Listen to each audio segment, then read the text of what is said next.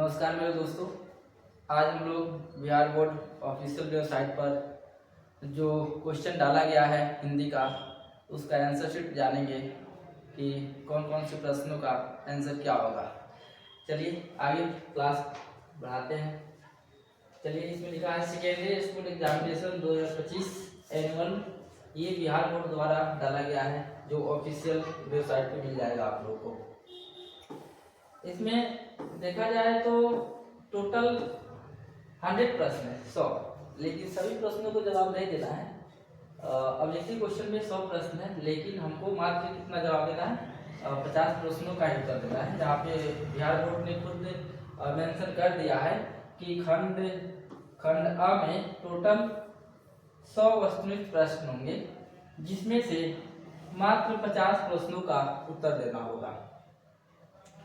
तो 50 प्रश्न हम लोग कहीं से भी उत्तर दे सकते हैं, लेकिन ये एग्जाम में है, एग्जाम की बातें हैं। लेकिन जब हम इसका सॉल्यूशन करूंगा तो सभी प्रश्नों का सॉल्यूशन करूंगा। चलिए आगे पेज को बढ़ाते हैं, जिसमें पहला नंबर प्रश्न ये है कि स वर्ण का उच्चारण स्थान है।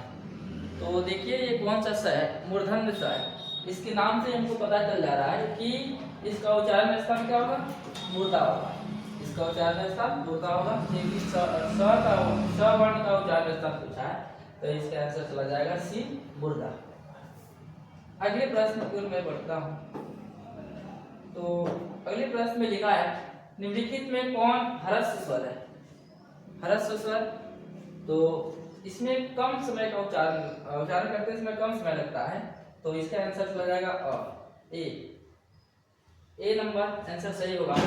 इसका आंसर होगा अ। अगले प्रश्न की ओर मैं बढ़ता हूँ। अगला प्रश्न है 3 नंबर जो प्रश्न है, कहा जा रहा है कि निम्नलिखित में कौन योजक चिन्ह है।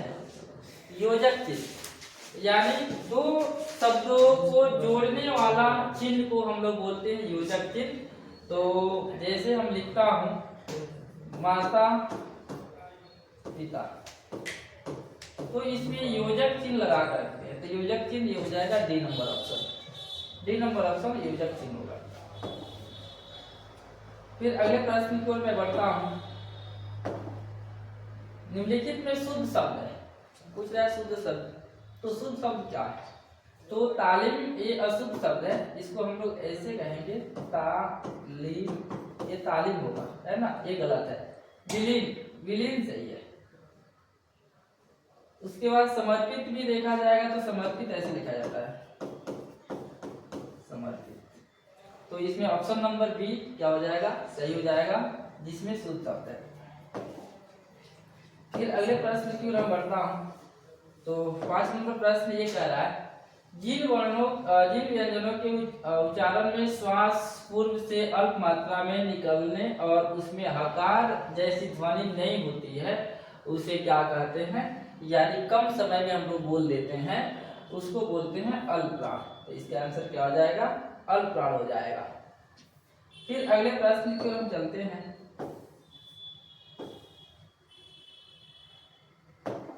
अगला प्रश्न है जब एक ही ध्वनि का द्वित्व हो जाए तो वह क्या कहलाती है। एक ही ध्वनि अगर दो बार उसको ज्यादा समय लेकर उच्चारण करेंगे तो ये कहलाएगी युग्मक ध्वनियां कहलाएगी। क्या कहा जाएगी, युग्मक ध्वनियां। फिर अगले प्रश्न की ओर हम आगे चलते हैं। इसमें पूछा जा रहा है महोत्सव शब्द का संधि विच्छेद क्या है। तो महोत्सव का हम लोग कहते हैं संधि विच्छेद तोड़कर, तो होता है महाजोड़ उत्सव, जो किस नंबर पे है, ए नंबर गलत है, बी नंबर भी गलत है, सी नंबर भी गलत है, डी नंबर आपका ये क्या है, सही है। तो महोत्सव का संधि विच्छेद हो जाएगा महाजोड़ उत्सव। फिर अगले प्रश्न की ओर हम बढ़ते हैं। तो लिखा गया है यश जोड़दा की संधि है, यानी जोड़ कर बताना है, तो इसका हो जाएगा यशोदा, जो किस नंबर पे है, ए नंबर गलत है, बी नंबर भी गलत है, सी नंबर भी गलत है, डी नंबर आपका क्या हो जाएगा, सही हो जाएगा यशोदा। फिर अगले प्रश्न की ओर हम लोग बढ़ते हैं, जिसमें अगला प्रश्न ये है, पवन शब्द का संधि विच्छेद है। पवन शब्द का संधि विच्छेद क्या है? तो हम लोग पवन शब्द का संधि विच्छेद जानते हैं, होता है पो जोड़ अन। पो जोड़ अन जो किस नंबर पे है? ए नंबर क्या है? गलत है। 2 नंबर सही है, 3 नंबर गलत है, 4 नंबर क्या है? गलत है। फिर अगले प्रश्न की ओर बढ़ते हैं, जहां वाक्य की गति अंतिम रूप ले ले, विचार के तार एकदम टूट जाए, वहां किस विराम चिन्ह का प्रयोग करते हैं? तो वह पूर्ण विराम होता है। पूर्ण विराम किस में है? तो ऑप्शन नंबर सी में है। इसका आंसर क्या आ जाएगा? सी।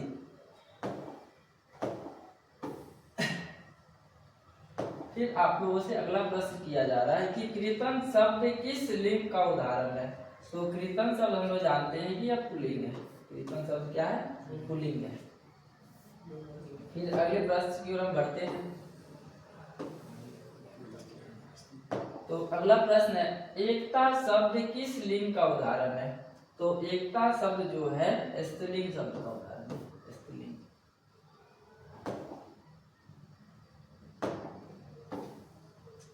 फिर पूछा है आपसे कि कुंजड़ा शब्द का स्त्रीलिंग है, तो कुंजड़ा शब्द का स्त्रीलिंग है कुजड़ी। क्या आ जाएगा? कुजड़ी हो जाएगा। फिर अगले प्रश्न की ओर चलते हैं, निम्नलिखित में कौन शुद्ध वाक्य है? इसमें शुद्ध वाक्य सुनना है, तो बताना है कि कौन सा है। तो बंदूक एक बहुत ही उपयोगी शस्त्र, शस्त्र नहीं, इसको हम लोग बोलेंगे अस्त्र, तो ये गलत है। तो ये क्या हो जाएगा? गलत हो जाएगा। फिर वह गीत की 2-4 लड़ियां गाती है, ये भी गलत है। पुलाव बहुत लजीज है, हमारे शिक्षक प्रश्न पूछते हैं, जहाँ अगर क्वेश्चन मार्क रहता तो सही हो जाता, लेकिन ऑप्शन नंबर सी क्या हो जाएगा? इसका सही हो जाएगा। फिर अगले प्रश्न की ओर हम चलते हैं, परिणाम शब्द में कौन सा उपसर्ग है? उपसर्ग वह होता है जो शब्द के पहले जुड़ता है। उपसर्ग जो होता है शब्द के पहले जुड़ता है, तो परिणाम में होता है परि शब्द है, तो ऑप्शन नंबर ए क्या हो जाएगा? सही हो जाएगा। फिर अगला प्रश्न है, गायक शब्द में कौन प्रत्यय है? प्रत्यय जो लास्ट में लगता है, शब्द के अंत में लगता है, उसको हम लोग कहते हैं प्रत्यय। तो गायक का होता है गय जोड़ अक, जिसमें ये चला जाएगा आपका डी नंबर ऑप्शन सही हो जाएगा। फिर अगले प्रश्न की ओर हम चलते हैं, इसमें बताया जा रहा है, रचना अथवा बनावट के विचार से शब्द के कितने प्रकार हैं? रचना या बनावट के आधार पर शब्द को देखेंगे तो हम लोगों को ये 3 प्रकार है। कितना प्रकार है? 3। फिर आगे की ओर हम बढ़ते हैं, तो क्वेश्चन नंबर 18 है, निम्नलिखित में यौगिक शब्द है। तो यौगिक शब्द यानी 2 शब्द मिलकर बना होगा, तो इसमें हम लोग ऑप्शन नंबर सी देखते हैं, तो ये यौगिक शब्द है, यही क्या हो जाएगा? सही हो जाएगा। फिर अगले प्रश्न की ओर हम चलते हैं, निम्नलिखित में कौन तद्भव शब्द है? तो तद्भव शब्द देखा जाए तो संस्कृत में जो यूज करते हैं, तो इसका आंसर चला जाएगा आग। बी नंबर ऑप्शन क्या हो जाएगा? सही हो जाएगा। फिर अगले प्रश्न की ओर हम बढ़ते हैं, तो निम्नलिखित में कौन तत्सम शब्द है? तत्सम शब्द आपका खप्पर है, तत्सम शब्द होता है खप्पर है, ठीक है। फिर अगले प्रश्न की ओर हम चलते हैं, जिसमें बताया जा रहा है, राम ने पुस्तक पढ़ी है, तो ये हो जाएगा पूर्ण वर्तमान काल हो जाएगा, पूर्ण वर्तमान काल सही हो जाएगा।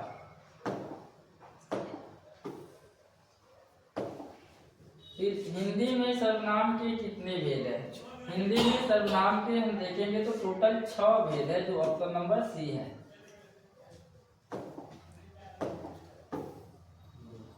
अगला प्रश्न की ओर चलते हैं, तो मोहन ने कुछ नहीं खाया किस सर्वनाम का उदाहरण है? तो कुछ नहीं यहाँ पे अनिश्चितता का बोध हो रहा है, तो इसका ऑप्शन नंबर जो डी है ये चला जाएगा, अनिश्चयवाचक सर्वनाम चला जाएगा, अनिश्चयवाचक सर्वनाम। फिर आगे की ओर चलते हैं, अगले प्रश्न की ओर, कलम तोड़ना मुहावरे का अर्थ है। बहुत बढ़िया लिखना। क्रम पूर्णांक मुहावरा का अर्थ होता है बहुत बढ़िया लिखना। यहाँ पे ऑप्शन नंबर बी है, बढ़िया लिखना। ये क्या हो जाएगा, सही हो जाएगा। फिर आंख के अंधे गांठ के पूरे लोकोक्ति का अर्थ है, ये चला जाएगा। मूर्खों में कुछ पढ़ा लिखा व्यक्ति, ये गलत है। अपनी बुराई नहीं दिखती, ये गलत है। दोहरा लाभ होना, ये भी गलत है। मूर्ख धनवान होते हैं, ये सही है, मूर्ख धनवान। ठीक है, फिर अगले प्रश्न में हम चलते हैं।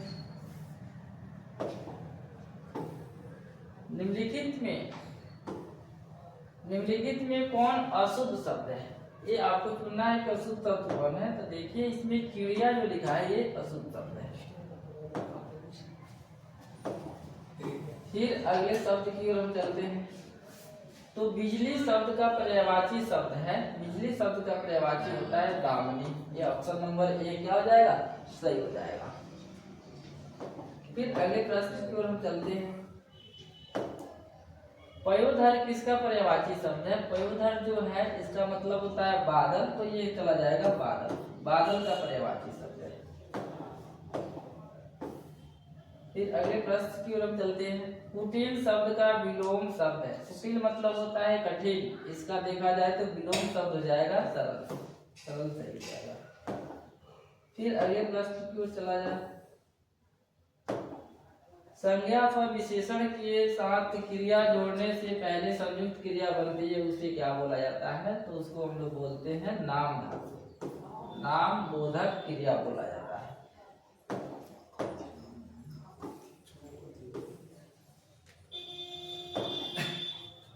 रामचरितमानस कौन संज्ञा है? रामचरितमानस एक पुस्तक का नाम है, अतः इसका ये हो जाएगा व्यक्तिवाचक संज्ञा हो जाएगा।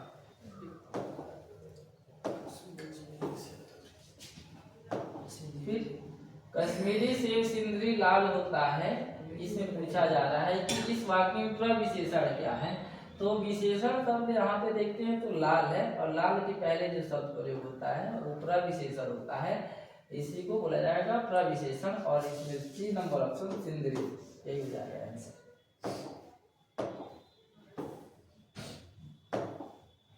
निम्नलिखित में कौन परिमाण बोधक विशेषण का उदाहरण है? यानी परिमाण बोधक ये मात्रा को बताएगा, परिणाम परिमाण को बताएगा। तो सफेद नहीं होगा, फिर वह लड़का ये भी नहीं होगा।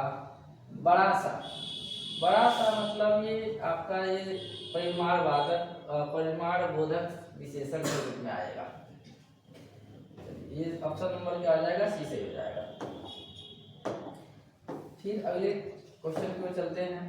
जिस समास में विशेष से विशेषण अथवा उपमेय उपमान का संबंध हो उसे क्या कहते हैं? तो उसे हम लोग कर्मधारय बोलते हैं, कर्मधारय। तो ऑप्शन नंबर बी क्या हो जाएगा, सही हो जाएगा।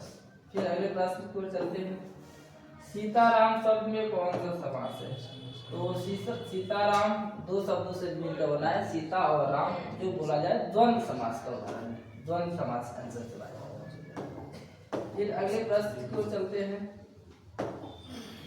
पंचवटी शब्द में कौन सा समास है? पंचवटी, ये पंचवटी संख्यावाचक के रूप में आ जा रहा है, तो ये चला जाएगा द्विगु समास में। द्विगु समास इसका क्या हो जाएगा, उत्तर हो जाएगा। फिर अगले प्रश्न की ओर चलते हैं। क्रिया की विशेषता प्रकट करने वाले शब्द को क्या भी कहते हैं? तो क्रिया विशेषण कहते हैं, क्रिया विशेषण। क्वेश्चन नंबर 38 में हम चलते हैं। निम्नलिखित में कौन आज्ञावाचक वाक्य का उदाहरण है? तो आज्ञावाचक शब्द का उदाहरण हमको देखना है। तो तुम क्या खाओगे, ये प्रश्नवाचक है, यानी ये गलत है। तुम सदा सत्य बोलो, ये है आज्ञावाचक। तो ऑप्शन नंबर बी क्या हो जाएगा, सही हो जाएगा।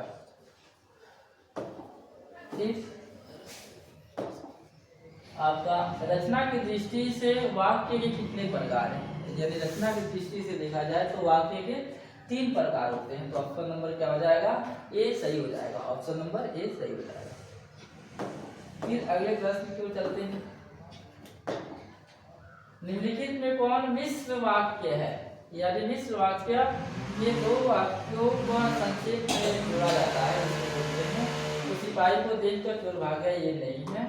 मैं बिछावन पर गया और सो गया ये भी नहीं है। यदि तुम खाओगे तो मैं जाऊंगा ये हो जाएगा। ठीक है, ये बोला जाए तो मिश्र वाक्य। फिर अगले प्रश्न की ओर चलते हैं।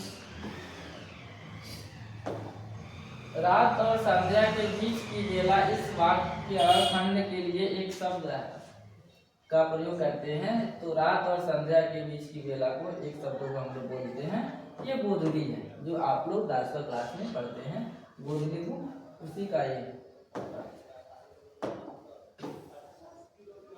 फिर अगले, चिंता में रात भर जगना किस मुहावरे का अर्थ है? यदि चिंता करना यानी हम कहेंगे तो तारे गिनना ऑप्शन क्या हो जाएगा, सही हो जाएगा। उसके बाद शेर के समान बलवान किस पदबंध का उदाहरण है? तो शेर के समान यानी कहा जाए तो वो बहुत बलवान का अर्थ में विशेषण पदबंध विशेषण।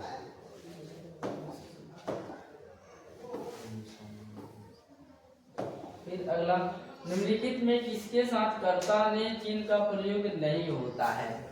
तो नहाना इसमें होता है, खांसना इसमें भी होता है, छींकना होता है, लेकिन बोलना में नहीं होता है।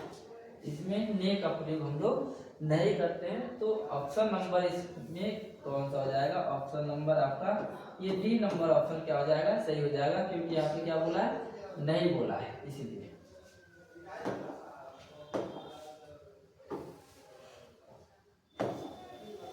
फिर एक या अनेक का बोध करने वाले शब्दों को क्या कहते हैं? तो ये वचन कहते हैं। एक और अनेक शब्दों को कराने वाले, बोध कराने वाले शब्दों को हम लोग क्या बोलते हैं? वचन बोलते हैं।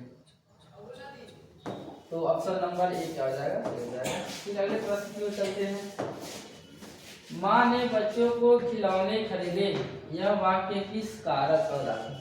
माँ ने बच्चों के लिए आया है, तो के लिए हम लोग संप्रदान कारक बोलते हैं। को के लिए जिसका प्रयोग करते हैं संप्रदान कारक होता है। तो ऑप्शन नंबर ए क्या हो जाएगा, सही हो जाएगा। फिर अगले प्रश्न पे चलते हैं। भीमराव अंबेडकर के अनुसार पेशा परिवर्तन की अनुमति न देकर जाति प्रथा भारत में किसका एक प्रमुख व प्रत्यक्ष कारण बनी हुई है? तो ये बनी हुई है बेरोजगारी का। तो ऑप्शन नंबर ए क्या हो जाएगा, सही हो जाएगा। ठीक, निम्नलिखित में सेन साहब की एक बेटी का नाम? सीमा आलू शेफाली, तो शेफाली यहाँ सी नंबर ऑप्शन दिया है, ये क्या हो जाएगा, सही हो जाएगा।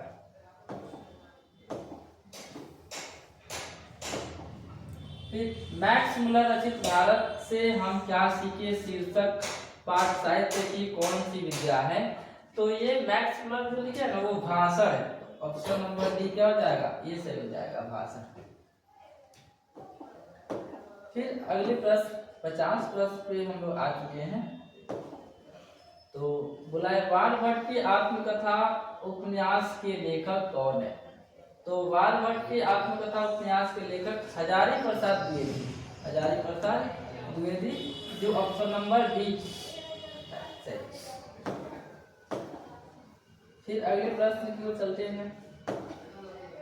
हिंदी तथा इसकी विविध बोलियां किस लिपि में लिखी जाती है? तो हम लोगों ने नागरी लिपि पढ़ा था, इसमें से ऑप्शन नंबर ए हो जाएगा देवनागरी ऑप्शन क्या है, सही है। फिर अगले प्रश्न की ओर हम लोग चलते हैं। चल चुपचाप बना अपनी रोटियां, तू सोचता है कि मैं तुझे पतली पतली नरम नरम रोटियां सेक कर खिलाऊंगी। यह कथन बहादुर शीर्षक कहानी के किस पात्र का है? तो इसमें लेखक की पत्नी बोल रही है। तो यहाँ पे ऑप्शन नंबर बी देख रहे हैं, लेखक की पत्नी निर्मला का यह वाक्य ऐसे बोल। ऑप्शन नंबर हम चलते हैं क्वेश्चन नंबर कितना 53। गुरु नानक हिंदी की किस भक्ति धारा के प्रमुख कवि हैं? तो सूफी भक्ति धारा, निर्गुण संत भक्ति धारा, सदगुण, इसमें सदगुण, तो निर्गुण संत भक्ति धारा के कवि हैं गुरु नानक। तो ऑप्शन नंबर बी क्या हो जाएगा, सही हो जाएगा। फिर अगले प्रश्न पे चलते हैं। कृष्ण भक्त कवि रसकान किस छंद में सिद्ध थे? तो रसकान लिखे स्वया, तो ऑप्शन नंबर बी क्या हो जाएगा, सही हो जाएगा, स्वया। फिर अगले प्रश्न की ओर चला जाए। इसमें लिखा है कवि घनानंद किस मार्ग को अति सूदो कहते हैं? तो ये घनानंद जो है ना, प्रेम मार्ग को अति सूदो कहते हैं। तो ऑप्शन नंबर डी क्या है, सही है।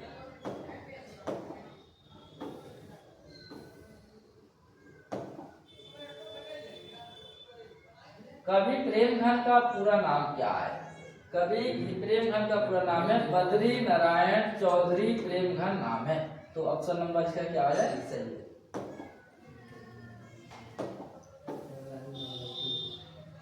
अगले प्रश्न की ओर चलते हैं। पाठ्य पुस्तक में भारत माता शीर्षक कविता किस काव्य संग्रह से संकलित है?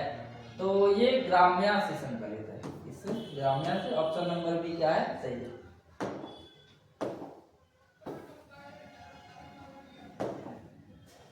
कवि अंधारी सी दिनकर की दृष्टि में आज के देवता कहाँ मिलेंगे? तो ये खेत खलिहानों में मिलेंगे। ये ऑप्शन नंबर ए क्या है, सही है। भीमराव नारायण ने किस कहानी का अनुवाद किया है? तो ये ऑप्शन नंबर,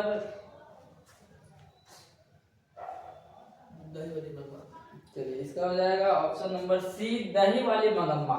भीमराव नारायण ने किस कहानी का अनुवाद किया है? तो ये दही वाली मगम्मा, दही वाली मगम्मा क्या है, ये सही ऑप्शन है। तो ऑप्शन नंबर सी क्या हो जाएगा, सही हो जाएगा। फिर अगले प्रश्न की ओर चलते हैं। मंगू को झूठा लाल लगाकर ही तुमने अधिक के पागल बना दिया है, आदत डाली हो तो जानवरों को भी पखाना, पेशाब कहाँ करना और कहाँ न करना इसका ख्याल आ जाता है। यह कथन माँ शीर्षक कहानी के किस पात्र का है? तो माँ जी की बड़ी पुत्री का है, यही बोलिए। ऑप्शन नंबर बी क्या है, सही।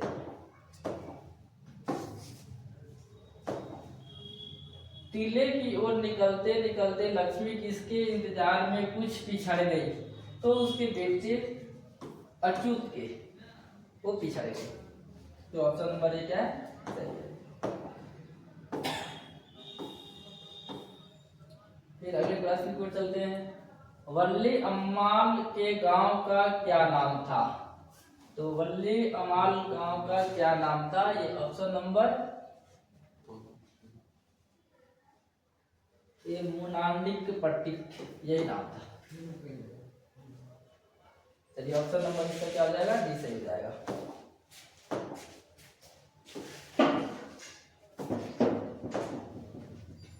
धरती कब तक घूमेगी शीर्षक कहानी में कैलाश की पत्नी का नाम क्या था? कैलाश की पत्नी का नाम राधा था, राधा।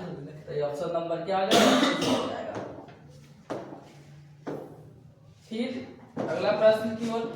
मानव का रचा हुआ सूरज मानव को भाप बनकर सोख गया, यह पंक्ति किस शीर्षक कविता से ली गई है? तो ये हिरोशिमा पाठ से लिया गया है। तो ऑप्शन नंबर बी क्या हो जाएगा, ये सही हो जाएगा। फिर अगले प्रश्न की ओर चलते हैं। आत्मजयी प्रबंध काव्य के रचनाकार है। आत्मजयी प्रबंध काव्य के रचनाकार है। तो इसका ऑप्शन नंबर 65 का कुंवर नारायण। कुंवर नारायण क्या हो जाएगा, सही हो जाएगा। इसका ऑप्शन नंबर ए सही है। फिर अगले प्रश्न की ओर चलते हैं। कवि रेनर मारिया रिल्के के अनुसार भगवान की कृपा दृष्टि कहाँ विश्राम करती है? भगवान की कृपा दृष्टि जो है ये कवि के पपोले की नर्म सया पर ये विश्राम करती है। ये ऑप्शन नंबर डी क्या है, सही है। फिर अगले प्रश्न की ओर चलते हैं। कवि रेनर मारिया रिल्के के अनुसार किसके बिना भगवान की एकाकी और निरुपाय है? तो ये भक्त के बिना। ऑप्शन नंबर क्या है? सी सही है, भक्त के बिना। चलिए ऑप्शन नंबर सी क्या हो जाएगा? सही हो जाएगा। फिर अगले प्रश्न की ओर चलते हैं। समकालीन हिंदी कविता की कवियत्री अनामिका का जन्म कहाँ हुआ था? तो मुजफ्फरपुर बिहार में हुआ था। कहाँ पे? मुजफ्फरपुर बिहार। तो ऑप्शन नंबर ए क्या हो जाएगा? सही हो जाएगा। फिर अगले प्रश्न की ओर चलते हैं। कवियत्री अनामिका के अनुसार सृष्टि की विकास कथा के प्रथमाक्षर क्या है? ये प्रथमाक्षर क्या है? देखिए तो सफलता पर उमड़ उत्साह, विफलता के कारण उत्पन्न क्रोध, पहली विफलता पर छलके आंसू। यही है ऑप्शन नंबर सी क्या है? सही है, पहली विफलता पर आंसू आ जाता है ना? ये ऑप्शन नंबर सी सही हो जाएगा। फिर हम लोग 70 नंबर क्वेश्चन पे आ चुके हैं। हमारी निम्न शीर्षक कविता में धमाके से देवी जागरण कहाँ हुआ? ये देवी के मंदिरों में ये गलत है, राजमहलों में ये गलत है, ये खेत खलिहानों में गलत है, गरीब बस्तियों में। ये गरीब बस्तियों में क्या हो जाएगा? सही ऑप्शन है। ठीक, हम लोग 71 नंबर क्वेश्चन पे। कुलसुम की देवी घी वाली कचौड़ी को उस्ताद बिस्मिल्लाह खां कहते हैं। ये कहते हैं संगीतमय कचौड़ी कहते हैं। क्या कहते हैं? संगीतमय कचौड़ी कहते हैं। तो ये ऑप्शन नंबर सी क्या है? फिर अगले प्रश्न की ओर हम लोग चलते हैं। मछली शीर्षक कहानी में कौन कहती थी कि जो मछली मर जाती है उसकी आंखों में झांकने से अपनी परछाई नहीं दिखती? उसकी दीदी कहती है। ये हम लोग मछली पाठ में पढ़े हुए हैं। तो उसकी दीदी कहती थी। ऑप्शन नंबर ए सही है। फिर अगले प्रश्न की ओर हम लोग चलते हैं। हिंदी कविता में प्रयोगवाद का सूत्रपात किसने किया था? प्रयोगवाद, तो ये प्रयोगवाद का किसने किया था? रामधारी सिंह दिनकर। ये ऑप्शन गलत है। सुमित्रानंदन पंत ये गलत है। कुंवर नारायण भी, ये भी गलत है। सच्चिदानंद हीरानंद वात्स्यायन यही अज्ञे ने किए थे। तो हिंदी कविता में प्रयोगवाद का सूत्रपात सच्चिदानंद हीरानंद वात्स्यायन अज्ञे ने किए थे। तो ऑप्शन नंबर डी क्या है? सही। अगले प्रश्न की ओर चलते हैं।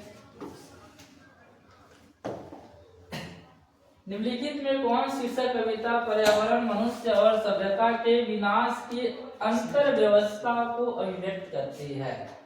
तो ये एक वृक्ष की हत्या। एक वृक्ष की हत्या, ये ऑप्शन नंबर सी सही है। अगले प्रश्न पे चलते हैं। मगम्मा किसके मन को वश में करने का 3-4 गुण माँ जी को बताती है? तो पति, अपने पति को वश में करने के लिए, है ना, वो माँ को बताती है। ऑप्शन नंबर बी सही है। फिर अगले प्रश्न की ओर हम लोग चलते हैं। 76 नंबर क्वेश्चन है। सीता अपने 2-4 पल्लों की गठरी बांध अंधेरे में कहाँ से निकल गई? कहाँ से निकल गई? तो घर से निकल गई, घर से निकली थी। ठीक है, तो ऑप्शन नंबर डी क्या हो जाएगा? सही हो जाएगा। फिर अगले प्रश्न पे हम लोग चलते हैं। निराला की साहित्य साधना पुस्तक के लेखक कौन है? Ramvilas Sharma. Option number C क्या हो जाएगा? सही हो जाएगा। फिर अगले प्रश्न की ओर हम लोग चलते हैं। निम्नलिखित में कौन उड़िया के एक प्रमुख कथाकार है? उड़िया के कौन? सात कोड़ी होता। उड़िया का हो जाएगा सात कोड़ी होता। ये ऑप्शन नंबर बी क्या है? सही है। फिर अगला प्रश्न की ओर हम लोग चलते हैं। कवि जीवनानंद दास यदि अगले जन्म में हंस बनेंगे तो वह हंस किसका होगा? किसी किशोरी का, किसी मछुआरा का, किसी का, किसी नाविक का, किसी लड़के का, किसी को से भी जाए। किसी किसी किशोरी का। जी। चलिए किसी किशोरी का, ये ऑप्शन नंबर ए क्या हो जाएगा, सही हो जाएगा। किसी किशोरी का ऑप्शन नंबर ए सही हो जाएगा। फिर अगले प्रश्न की ओर हम लोग चलते हैं। अगला प्रश्न है, महात्मा गांधी की दृष्टि में सबसे उत्तम और बढ़िया शिक्षा क्या है? जो बच्चों को मिलने वाली साधारण अक्षर ज्ञान की शिक्षा के बाद नहीं, पहले होनी चाहिए। तो कंप्यूटर की शिक्षा ये गलत है। फिर ये व्यापार की शिक्षा ये भी गलत है। हिंसक प्रतिरोध का शिक्षा ये भी गलत है। अहिंसक प्रतिरोध की शिक्षा ये बच्चों को दी जानी चाहिए। ऑप्शन नंबर डी क्या है, सही है। फिर अगले प्रश्न की हम लोग चलते हैं। अगला प्रश्न है, अंतर्राष्ट्रीय स्तर पर महात्मा गांधी जन्म दिवस को किस रूप में मनाया जाता है? तो महात्मा गांधी के जन्म को हम लोग अहिंसा दिवस के रूप में मनाते हैं। अहिंसा दिवस के रूप में मनाते हैं। ऑप्शन नंबर डी क्या है, सही। फिर अगले प्रश्न की हम लोग चलते हैं। 82 नंबर, अभिनव शीर्षक पाठ के अनुसार एक कविता पंक्ति है, कैसे तुम नदी हो। उत्तर हो सकता है ये जैसे तुम रत्ना गर्भा हो, ये ऑप्शन नंबर गलत है। जैसे तुम कविता हो, ये ऑप्शन नंबर क्या है, सही है। फिर अगले प्रश्न की ओर हम लोग चलते हैं। बिरजू महाराज अपना सबसे बड़ा जज किसको मानते हैं? तो अपनी अम्मा को, अपनी अम्मा को मानते हैं। ये बिरजू महाराज पाठ में हम लोग पढ़ेंगे। फिर अगले प्रश्न की हम लोग चलते हैं। ढहते विश्वास शीर्षक कहानी में लक्ष्मी किसका रुख देखकर सशंकित हो उठी? ये ऑप्शन नंबर एक बूढ़ी दीदी का, ये गलत है। तहसीलदार का, ये भी गलत है। ये आसमान का, बारिश ज्यादा हो रहा था, वर्षा ज्यादा हो रहा था, उसको देखकर है ना वो सशंकित हो उठी। तो फिर अगले प्रश्न की ओर हम चलते हैं। चारों ओर खड़े डॉक्टरों ने बारी बारी से आकर किसकी सहायता में पंपाटी का आंखों के भीतर भाग का परीक्षण किया? तो इंफ्यूजन पंप की, ये गलत है। ये ऑप्थल्मोस्कोप की, ये सही ऑप्शन है। चलिए फिर अगले प्रश्न की ओर हम चलते हैं।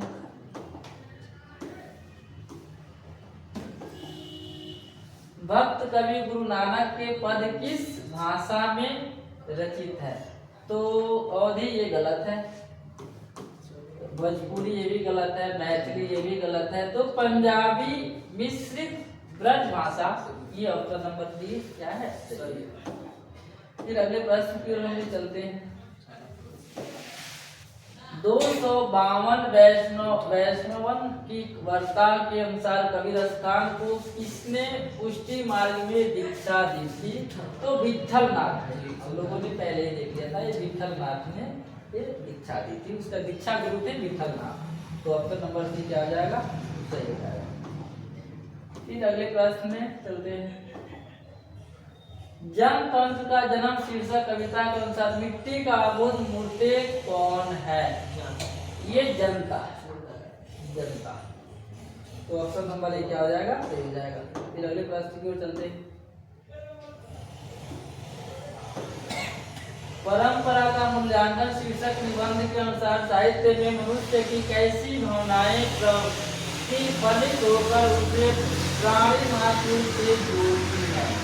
तो जटिल भावना ये गलत है, कठोर भावना ये गलत है, आदिम भावना ये क्या है, सही है। ठीक है, तो ऑप्शन नंबर सी क्या हो जाएगा, सही हो जाएगा।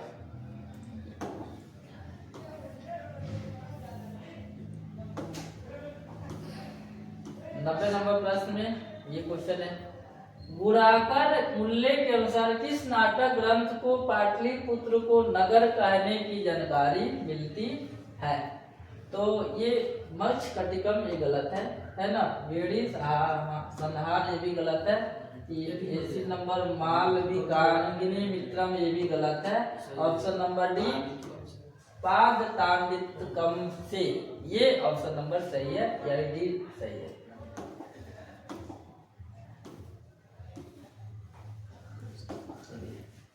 ये बुढ़ा चौकीदार वृक्ष जब दूर से ही ललकारता, कौन तब कभी क्या जवाब देता, तेरा दोस्त।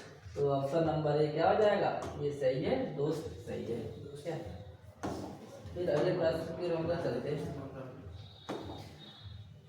अक्षर ज्ञान शीर्षक कविता में बेटा अंगा के द को क्या समझता है, ये माँ समझता है। क्या समझता है, माँ। तो ऑप्शन नंबर सी क्या हो जाएगा, सही हो जाएगा।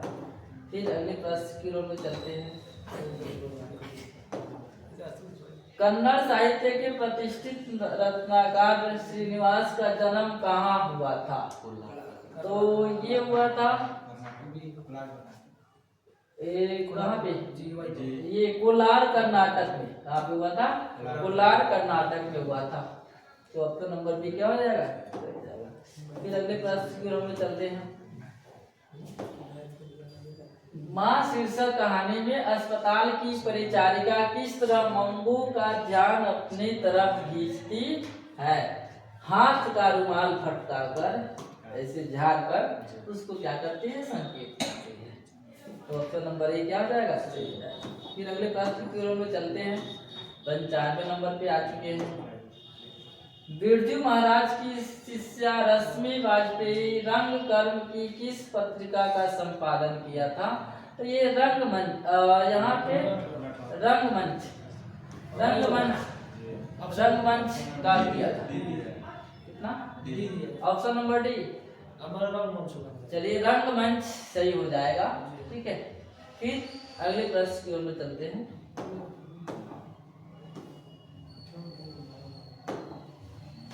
कवि घनानंद किस मुगल बादशाह के यहाँ मीर मुंशी का काम करते थे।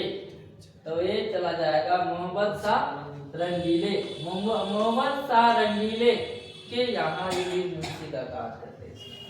चलिए ऑप्शन नंबर सी सही है। पहले प्रश्न की ओर चलते हैं। मैक्स मुलर के अनुसार किस भाषा के अध्ययन ने मानव जाति के संपूर्ण इतिहास को एक वास्तविक रूप में पहली बार प्रकट कर दिखाया था। तो ये संस्कृत में, ऑप्शन नंबर ए क्या हो जाएगा, सही हो जाएगा, संस्कृत में। फिर अगले प्रश्न की ओर में चलते हैं। कवि जीवनानंद दास किस भाषा के सर्वाधिक सम्मानित एवं चर्चित कवियों में से एक है। तो ये बांग्ला भाषा में। ठीक है, तो ये ऑप्शन नंबर सी क्या हो जाएगा, सही हो जाएगा, बांग्ला भाषा। फिर अगले प्रश्न की ओर में चलते हैं। नाखून क्यों बढ़ते हैं शीर्षक पाठ के अनुसार देवताओं के राजा का हथियार ब्रज किसकी हड्डियों से बना था। तो हम लोग पढ़े हैं दधीची मुनि का। तो ऑप्शन नंबर क्या हो जाएगा, डी। ऑप्शन नंबर डी इसका सही हो जाएगा, ऑप्शन नंबर डी, दधीची मुनि का। चलिए फिर अगले प्रश्न की ओर चलते हैं और ये लास्ट प्रश्न है। निम्नलिखित में कौन संस्कृत, अंग्रेजी, हिंदी, फारसी, तमिल आदि अनेक भाषाओं का ज्ञान रखने वाले बहुभाषाविद थे। तो ये ऑप्शन नंबर ए जो है सच्चिदानंद हीरानंद मत्स्यायन, और ये यही बहुभाषी कवि हैं। तो इस तरह से हम लोगों ने बिहार बोर्ड द्वारा जारी सभी प्रश्नों का उत्तर देख लिया। आप लोग इसको अच्छी तरह से एक बार देख लीजिए, क्योंकि ऐसे प्रश्नों से आपका माइंड जो है पता चल जाएगा कितना सीखा हुआ है और इसके बेस पर आपकी कितनी तैयारी हुई है। तो इस तरह से आप लोग इस वीडियो को देखिए, आपको बहुत फायदेमंद होगा। और मेरे चैनल नोबेल क्लासेस को आप लोग सब्सक्राइब कर लीजिए और लाइक भी कर दीजिए, क्योंकि अब मैं प्रतिदिन बिहार बोर्ड के रिलेटेड क्वेश्चंस डालते रहेंगे, जो बहुत इम्पोर्टेंट होगा आपका एग्जाम को लेकर। Thanks, have a nice day.